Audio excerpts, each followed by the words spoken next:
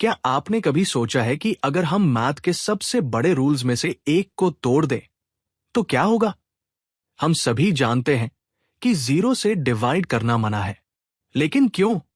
अगर हम किसी नंबर को छोटे और छोटे नंबर से डिवाइड करते जाएं, तो आंसर बड़ा और बड़ा होता जाता है। तो फिर 10 को शून्य से डिवाइड करने पर सबसे बड़ा नंबर यानी इन्फिनिटी नहीं आना चाहिए। सुनने में तो ये बात सही लगती है ना? लेकिन अगर मैं आपको बताऊं कि 10 बटा शून्य को इन्फिनिटी मानने की कोशिश पूरी मैथमेटिक्स को तोड़ सकती है और यहां तक कि एक को 2 के बराबर बना सकती है। चलिए जानते हैं कैसे। इसे समझने के लिए पहले हमें समझना होगा कि डिवीजन वास्तव में होता क्या है।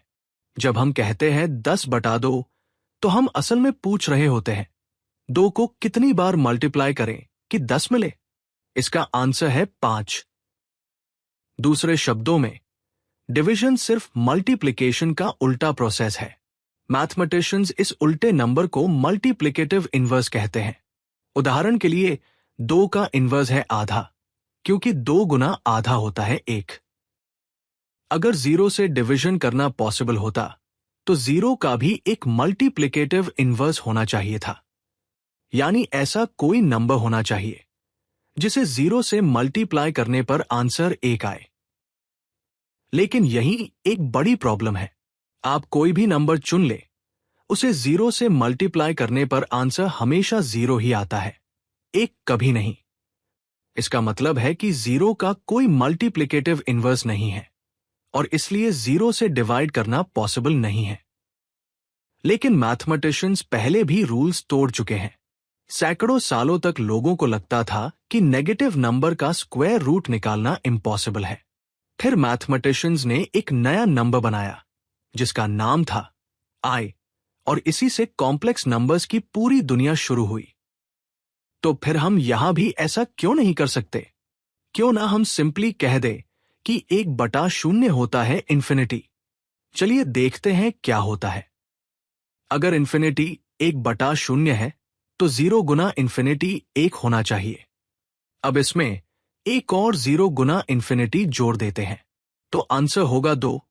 लेकिन अलजेब्रा के नॉर्मल रूल्स के अनुसार हम इसे कंबाइन करके लिख सकते हैं 0 प्लस 0 गुना इन्फिनिटी, और 0 प्लस 0 तो 0 ही होता है। तो एक्सप्रेशन फिर से बन गया 0 गुना इन्फिनिटी, और हमने पहले ही कहा था कि 0 गुना इन्फिनिटी होता है 1। लेकिन अभी कुछ देर पहले यही एक्सप्रेशन 2 के बराबर भी था, यानी अब वही एक्सप्रेशन 1 और 2 दोनों के बराबर है। दूसरे शब्दों में 1 इज इक्वल टू 2। और यहीं से पूरी मैथमेटिक्स टूट जाती है, क्योंकि अगर 1 और 2 बराबर हो जाए तो हर नंबर हर दूसरे नंबर के बराबर हो सकता है। इसीलिए मैथमेटिशियन सामान्य अरिथमेटिक में 0 से डिवीजन की अनुमति नहीं देते। ये ऐसे कॉन्ट्रडिक्शंस पैदा करता है जो मैथमेटिक्स के पूरे फाउंडेशन को ही खराब कर देते हैं। हाँ, कुछ एडवांस्ड मैथमेटिकल सिस्टम्स ऐसे हैं जो 0 से डिवीजन को अलग तरीके से हैंडल करते हैं, लेकिन सामान्य मैथमेटिक्स में 0 से डिवाइड करना काम नहीं करता। फिर भी ऐसे इम्पॉसिबल आइडियाज को एक्सप्लोर करना बहुत यूजफुल होता है, क्योंकि कई बार रूल्स को चैलेंज करने से ही मैथमेटिक्स की नई और रोमांचक दुनियाओं की खोज होती है। कभी-कभी नए डिस्कवरीज की शुरुआत रूल्स तोड़ने से ही होती है।